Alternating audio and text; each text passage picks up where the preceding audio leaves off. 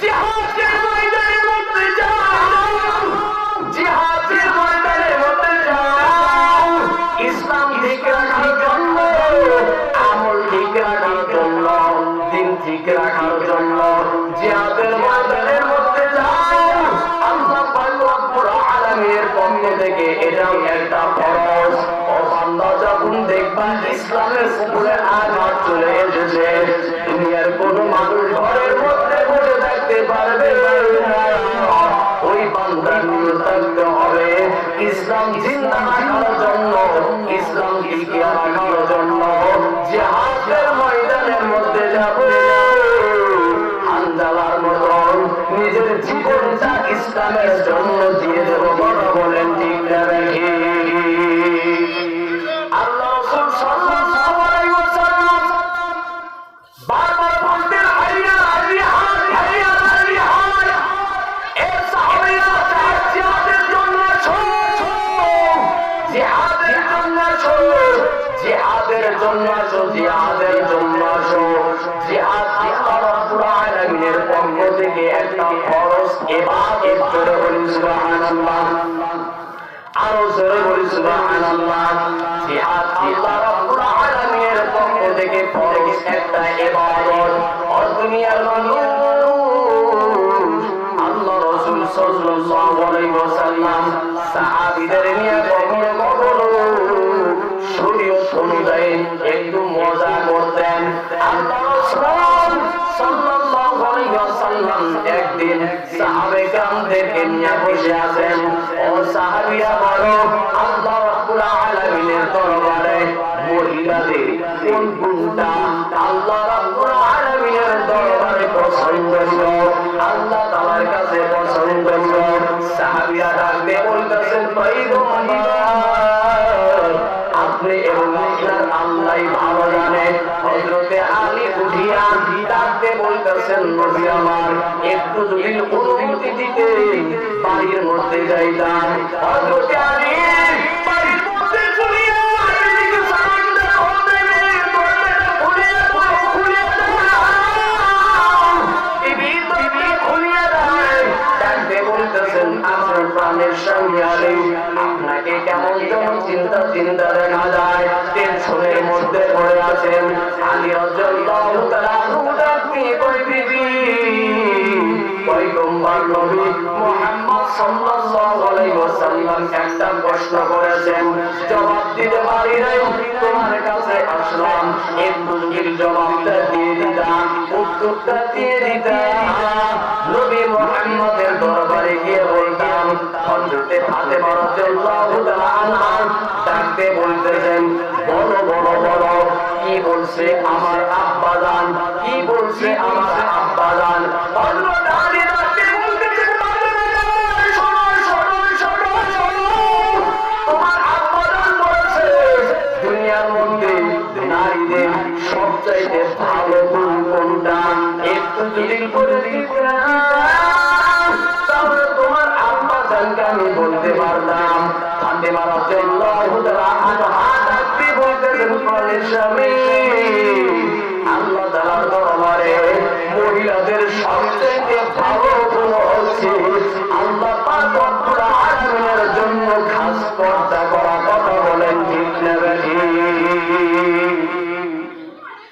আল্লাহ রাব্বুল আলামিনের দরবারে খাস পর্দা করা, এই দুনিয়ার মানুষ খাস পর্দা করা। কোন মানুষ যখন আল্লাহকে ভয় করবে, ওই মানুষটা কখনো পর্দা ছাড়া থাকতে পারবে না। কথা বলেন ঠিক না বেশি?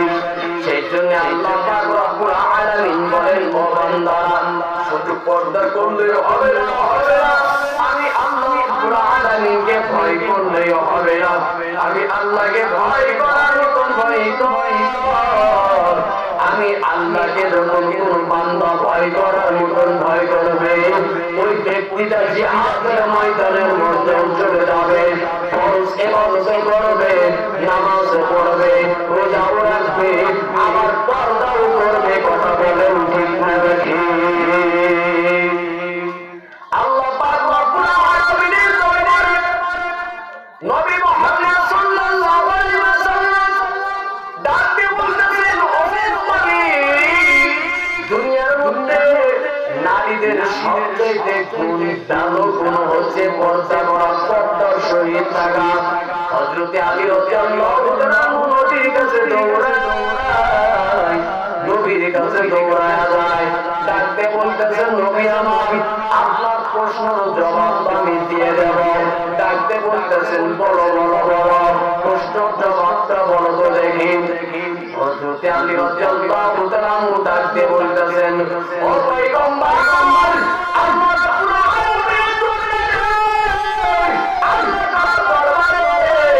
আল্লাহ রাব্বুল আলামিনের কাছে মেয়েদের, মহিলাদের সবচাইতে ভালো গুণ পছন্দনীয় আমল পর্দার সহিত ইবাদত করা এবং খাস পর্দা করার জন্য বলে সুবহানাল্লাহ। আজকে আমার আপনার সমাজের মধ্যে পর্দা নাই, কথা বলেন ঠিক না ঠিক? আমার আপনার সমাজের মধ্যে পর্দা নাই, পর্দা নাই, কি হয়ে গেল মুসলমানদের? কিন্তু আল্লাহ তাআলা বারবার বারবার পর্দার কথা বলেছেন। পর্দাও ফরজ, নামাজও ফরজ। বান্দারা আজকে পর্দার গুরুত্ব দেয় না, গুরুত্ব দেয় না। আজকে আমি আপনি কেমন হয়ে গেলাম? আমার মেয়েটা কলেজের মধ্যে দৌড়ায়, রাস্তাঘাটের মধ্যে দৌড়ায়, একটু পর্দার কথাও বলি না, কথা বলেন ঠিক না বেশি? কিয়ামতের ময়দানে জবাব দিতে হবে, কিয়ামতের ময়দানে জবাব দিতে হবে। এই দুনিয়ার মানুষ কিয়ামতের ময়দানে জবাব দিতে হবে। আল্লাহ রাসূল সাল্লাল্লাহু আলাইহি ওয়াসাল্লাম বলেন, খুব খেয়াল করবেন, আল্লাহ রাসূল ডাক দিয়ে কয়, কিছু কিছু মা বাবা কিয়ামতের ময়দানে তার সন্তানদের কারণে, মেয়ের কারণে জাহান্নামের মধ্যে যাবে। জোরে বলি নাউযুবিল্লাহ। আল্লাহ রাসূল বলেন, দুনিয়ার মধ্যে প্রত্যেকটা মানুষ যারা দুনিয়ার মধ্যে জন্মগ্রহণ করে, আল্লাহ রাব্বুল আলামিন বলেন প্রত্যেকটা মানুষ নিষ্পাপ, তার কোনো গুনাহ নাই, গুনাহ নাই, গুনাহ নাই। কিন্তু এই সন্তানকে আমি ইহুদি বানাইলাম, আমি খ্রিস্টান বানাইলাম, আমি বেনামাজি বানাইলাম, আমি বেপরদা বানাইলাম।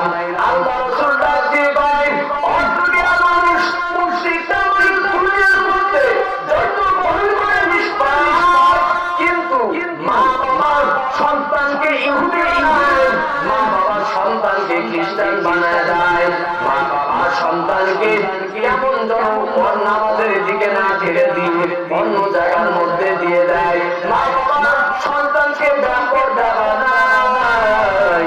সেই জন্য কিয়ামতের ময়দানে আল্লাহ পাক রব্বুল আলামিন বলেন, আল্লাহ পাক বলেন, কিয়ামতের ময়দানে মা বাবার কঠিন বিচার করা হবে। কথা বলেন ঠিক না বেশি? মা বাবার কঠিন বিচার করা হবে। এই দুনিয়ার মধ্যে আল্লাহ রাব্বুল আলামিনের বলেন, আল্লাহ পাক রব্বুল আলামিন বারবার বারবার বললেন, তোমরা আমি আল্লাহকে ভয় করো, ভয় করো, ভয় করার মতন ভয় করো। আজকে আমরা আল্লাহকে ভয় না করিয়া, আজকে আমরা আল্লাহকে ভয় না করিয়া ভয় করার মতন ভয় করি না। দেখি আমার সন্তানটা বেনামাজি, আমার মেয়েটা বেপরদা, কথা বলেন ঠিক না বেঠিক? কিন্তু আমার সন্তানটা, আমার মেয়েটা কলেজের মধ্যে যায়, আমার সন্তানটা কলেজের মধ্যে যায়। একটা আমার বাবা কখনো বললো না কলেজের মধ্যে গিয়ে লেখাপড়া করো না, কি করো, কথা বলেন ঠিক না বেঠিক? আজকে নতুন করলে দেখা যায়, নতুন করলে দেখা যায় কলেজের মধ্যে তাকাও, স্কুলের মধ্যে তাকাও, স্কুলের বারান্দায় তাকাও, হাই স্কুলের বারান্দার মধ্যে তাকাও, কলেজের দিকে তাকাও, নজর করিয়া দেখা যায় অধিক অংশ মেয়েরা, অধিক অংশ ছেলেরা লেখাপড়া বাদ দিয়া বাবা একটা ফোন কিনে দিছে, টিপতে টিপতে কলেজের মধ্যে যায়, টিপতে টিপতে স্কুলের মধ্যে যায়। 9টার থেকে ক্লাস হয়, 9টার সময় চলিয়া যায়, 1 ঘন্টা আগে চলিয়া যায়, 1 ঘন্টা আগে যাইয়া আমার সন্তানরা কি করছে, কি করছে? একটা মা একটা বাবা কখনো সন্তানদের কাছে প্রশ্ন করে নাই, কথা বলেন ঠিক না বেশি? না করেন আপনারা? আমার সন্তান স্কুলের মধ্যে পড়ে, কলেজের মধ্যে পড়ে, তিনটার সময় আমার সন্তানের স্কুল ছুটি হয়ে যাবে। 1 মিনিট যদি বাড়ি হইয়া যায়, আমার আপনার দায়িত্ব কি জানেন নাকি? আল্লাহ রাসূল বলেন, আমার আপনার দায়িত্ব ওই সন্তান, ওই মেয়েটা যখন ঘরের মধ্যে প্রবেশ করবে, মা বাবার বলতে হবে, এই মেয়ে, এই সন্তান 1 মিনিট কবির সময় কাটাইছো, 1 মিনিটে হিসাব দিয়া ঘরের মধ্যে ঢোকো। আমার আপনার মা বাবা যদি ভালো হইয়া যায়, সন্তানদেরকে শাসন করে, আমার বাংলার জমিনের মধ্যে আল্লাহ পাক আর গজব দিবে না, দিবেন আল্লাহ তাআলা ভরপুর রহমত দান করবে। কথা বলেন ঠিক না বেশি? আমার আপনার সন্তান স্কুলের মধ্যে পড়লো, কলেজের মধ্যে পড়লো, মাঝে মধ্যে পিকনিক করার জন্য যায়। কথা বলেন ঠিক না বেশি? এই আপনি বাবা হইয়া আপনার মেয়েকে কেমনে ছেড়ে দেন? লজ্জার বিষয়। আপনি বাবা হয়ে আপনার যুবতী মেয়েকে কেমনে ছেড়ে দেন? স্কুলের মধ্যে আপনি কেমনে ছেড়ে দেন পিকনিক করার জন্য, যেখানে রাত দিন 24 ঘন্টা পিকনিক হয়? আপনার কি জাহান্নামে ভয় নাই? আল্লাহ পাক রব্বুল আলামিন বলেন, এই মানুষের যদি আমি আল্লাহ পাককে ভয় করার মতন ভয় করব, কখনো মেয়েদেরকে ব্যাপারটা বানাইতো না। স্কুল কলেজের মধ্যে কিন্তু কিন্তু কখনো স্বাধীনভাবে চলার স্বাধীনতা দিত না। কথা বলেন ঠিক না বেশি? আজকে আমরা স্বাধীনতা দিয়েছি, আমার মেয়েকে, আমার সন্তানকে বড় একটা ফোন কিনে দিয়ে কেমন আমরা স্বাধীনতা দিয়েছি। আমার মেয়ে, আমার সন্তান লেখাপড়া করে না কি করে, আমি কখন আমরা একটু জিজ্ঞাসা করলাম না? বড় ভাই হয়েও জিজ্ঞাসা করলাম না, মা হয়ে বললাম না, বাবা হয়ে বললাম না, ও ভাই এটা আমি কেন বলি? আমি আপনারা এই জায়গার মধ্যে সুন্দর সুন্দর কথা বলতে পারতাম। এগুলো কথা বলার কারণে আপনার অনেকে আমার উপরে খেপে যাবে, তারপরও কেন বলি? আমি রাসূল সাল্লাল্লাহু আলাইহি ওয়াসাল্লাম বলেন, ভক্তকে বলে দাও, বলে দাও, আমি চাই না, আমি চাই না আমার জন্য আমি এই জায়গার মধ্যে একটা মানুষ গুনার মধ্যে পড়ে যায়।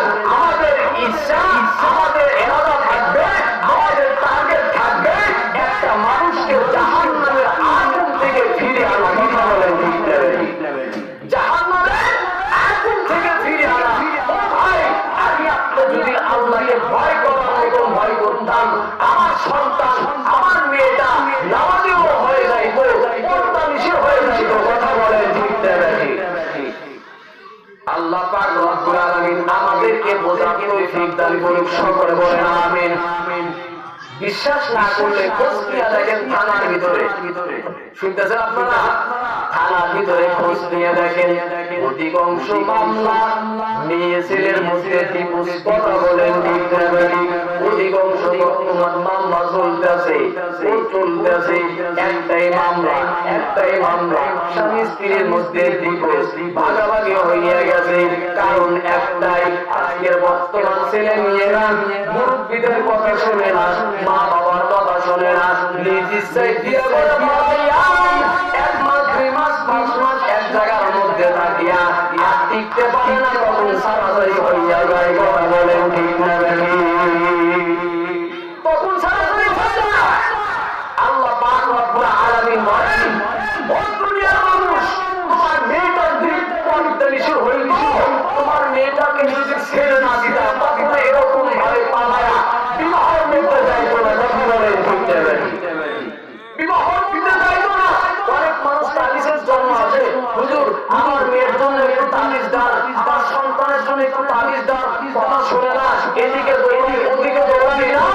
আমি মনে করি দুনিয়ার মধ্যে হুজুরেরা যতই তাবিজ দিক না কেন, ভালো হবে না, ভালো হবে না, যতক্ষণ পর্যন্ত বড় বড় ভোট আমরা সবসময় আমার মেয়েকে না দেবো। কথা বলেন ঠিক না? আমার মেয়েকে যতক্ষণ পর্যন্ত না দেবো, আজকে আমার আপনার সমাজটা, আজকে আমার আপনার রাষ্ট্রটা কেমন যেন গুনাহের মধ্যে পড়তে পড়তে পড়তে পড়তে আল্লাহ না করুন, আল্লাহ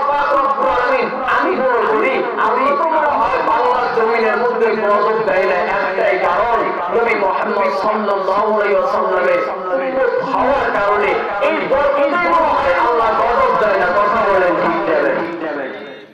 আল্লাহ পাক নবী মুহাম্মদের কারণে আমাকে আপনাকে ভালোবেসেছেন। এখন পর্যন্ত দুনিয়ার মধ্যে চলাফেরা করতে পারি। কথা বলেন ঠিক যাবে। আর আল্লাহ যদি ইচ্ছা করতেন যে কোনো মানুষ যদি নামাজ না পড়ে, রোজা না রাখে, আল্লাহ তাআলা ইচ্ছা করতেন ওই মানুষটাকে দুনিয়ার মধ্যেই গজব দিতে। কথা বলেন ঠিক যাবে। কিন্তু না, আল্লাহ পাক রব্বুল আলামিন দেখে যে না, দুনিয়ার মধ্যে যারা নামাজ পড়লো, যারা নামাজ পড়লো না, তারা সূর্যের আলো পায়, আমরাও পাই, সবাইকে আল্লাহ পাক রব্বুল আলামিন স্বাধীনতা দরজা আল্লাহ তাআলা খুলিয়ে দিয়েছেন। ইয়া আইয়ুহাল্লাযীনা আমানু তুবু ইলাল্লাহি তাওবাতান নাসুহা। হ্যাঁ, কখনো যদি কোনো বান্দা আমি আল্লাহ পাক রব্বুল আলামিনের দরবারে তওবা করিয়া আমি আল্লাহ তাআলার দিকে ফিরে আসি, আমি আল্লাহ তাআলা তওবাকারীকে অত্যন্ত ভালোবাসি। চলে বলি সুবহানাল্লাহ। অত্যন্ত তওবাকারীকে ভালোবাসি। ভাই, আমি আপনি যখন গুনার কাজ করি আল্লাহ তাআলা কি বলে শোনেন। আল্লাহ তাআলা বলে এই ফেরেশতা লেখো না। কেন বলে? এই বান্দা যে গুনার কাজটা করলো, দেখি একটু একটু তওবা করে যদি আমার দিকে ফিরে আসে তাহলেই তো আলহামদুলিল্লাহ। চলে বলি সুবহানাল্লাহ। আমি আপনি গুনার কাজ করলে আল্লাহ তাআলা বলে একটু পরে রাখো, দেখি বান্দাটা তওবা করে কিনা। আর একটা বান্দা যখন নেকির কাজ করে আল্লাহ পাক রব্বুল আলামিন বলেন তাড়াতাড়ি লিখে দাও। চলে বলি সুবহানাল্লাহ। আল্লাহ তাআলা আমাকে আপনাকে এত মহব্বত করেন, এত ভালোবাসেন। আসলে মোট কথা কি, যে যাকে জেনে সে তাকেই মানে। কথা বলেন ঠিক নেবে। ঠিক নেবে। যে যাকে জেনে সে তাকেই মানে। এখন পর্যন্ত মনে হয় আমরা আল্লাহকে চিনতে পারি নাই, আল্লাহকে চিনতে পারি নাই, দিনকে চিনতে পারি নাই, নবীকে চিনতে পারি নাই। যদি আল্লাহকে চিনতাম, দিনকে চিনতাম, ও ভাই, দুনিয়ার মধ্যে কখনো অভাব থাকতো না। আল্লাহ পাক রব্বুল আলামিন ওলিমান খাফা মাকাম রাব্বিহি জান্নাত, আল্লাহ পাক রব্বুল আলামিন জান্নাত দিয়ে দিত। দিনটা জোরে বলে সুবহানাল্লাহ। রাগ করেন আপনারা? একটু জোরে বলেন আল্লাহু আকবার। আরো জোরে বলি আল্লাহু আকবার। আল্লাহ পাক রব্বুল আলামিন বলেন কোন বান্দা যখন আমি আল্লাহ তাআলার হবে, ওই বান্দার আর কিছুই লাগবে না। সুবহানাল্লাহ বলেন। আরো জোরে বলি সুবহানাল্লাহ। এক রাজা মুরিদদেরকে ডাকতে বলতেছেন, তার সৈন্যদেরকে বলতেছেন, এই সৈন্যরা, ঘরের ভিতরে সাদের ঘরের ভিতরে যে সোনা দানা টাকা পয়সা আমার দরবারে সব হাজির করো। রাজার দরবারে হাজির করা হইলেন। রাজা কুরবানি দুশ্মনী ভাগ করে করে করে করে রেখে দিলেন। সমস্ত মানুষদেরকে ডাকা হলেন। আর রাজা ঘোষণা করে দিলেন, যেই ব্যক্তিটা যেটার উপরে হাত রাখবে ওটাই তার হয়ে যাবে। এখন প্রত্যেকটা মানুষ জিনিসের উপরে, কেউ টাকার উপরে, স্বর্ণের উপরে এই হাত রাখতে রাখতে সব শেষ করে ফেললেন। একটা মানুষ, চালাক মানুষ দূরে দাঁড়ানো আছে। রাজা ডাকতে বলতেছেন, কি বাবা, সবাই টাকার উপর হাত রাখলো, এই স্বর্ণের উপরে হাত রাখলো, হীরার উপরে হাত রাখলো, তুমি কেন ওই জায়গার মধ্যে দাঁড়িয়ে আসো? ওই ব্যক্তিটা ডাকতে বলতেছেন, রাজা, আমি আপনার কাছ থেকে আরেকটা মত নিতে চাই। আপনি যে বলেছেন যে যার উপরে হাত রাখবে ওই জিনিসটা নাকি তার হয়ে যাবে, এটা কতটুকু সত্য? রাজা ডাকতে বলতেছেন, আমার কথা কখনো দুই হয় না। যেটার উপরে হাত রাখবা ওই জিনিসটাই তোমার হয়ে যাবে।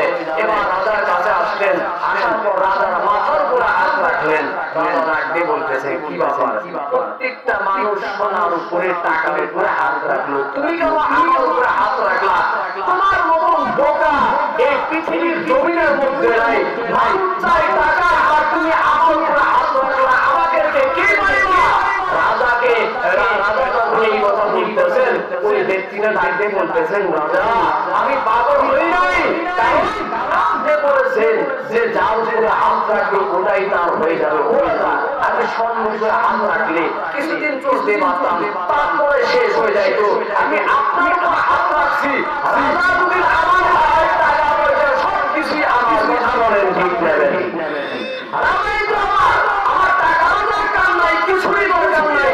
রাজা যদি আমার হয়, এই দেশটাই হচ্ছে আমার। কথা বলেন ঠিক নেবেন? আল্লাহ পাক রব্বুল আলামিন বলেন, ওই দুনিয়ার মানুষ কোন বান্দা যখন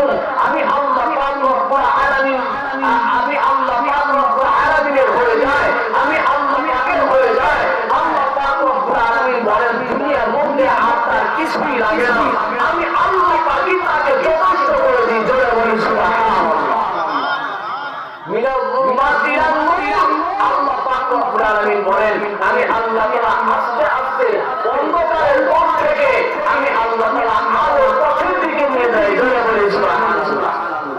ইলা নূরের দিকে আল্লাহ পাক রব্বুল আলামিন একটা মুসলমানকে নিয়ে যায়। ও ভাই, সেই জন্য আল্লাহ পাক রব্বুল আলামিনকে ভয় করা দরকার আছে না নাই? আরো জোরে বলে আছে না নাই? একটু আবার বলি আল্লাহু আকবার। আরো জোরে বলি আল্লাহু আকবার। আল্লাহ রাব্বুল আলামিনকে ভয় করবে ভাই। আল্লাহ পাক রব্বুল আলামিনকে ভয় কর। পর্দার কথা বলেছিলাম। আল্লাহ রাব্বুল আলামিন বলেন ও দুনিয়ার মানুষ, তোমার মেয়েকে তুমি হেফাজতের মধ্যে রাখো, তোমার সন্তানকে তুমি হেফাজতের মধ্যে রাখো। কোন বান্দা যখন তার মেয়েকে তার সন্তানকে হেফাজতের মধ্যে রেখে দেয়, আল্লাহ রাব্বুল আলামিন সন্তানের কারণেও আল্লাহ মাফ করে দিতে পারে। কথা বলেন ঠিক না বেশি? এমন সন্তান দুনিয়ার মধ্যে রেখে দেয় ভাই,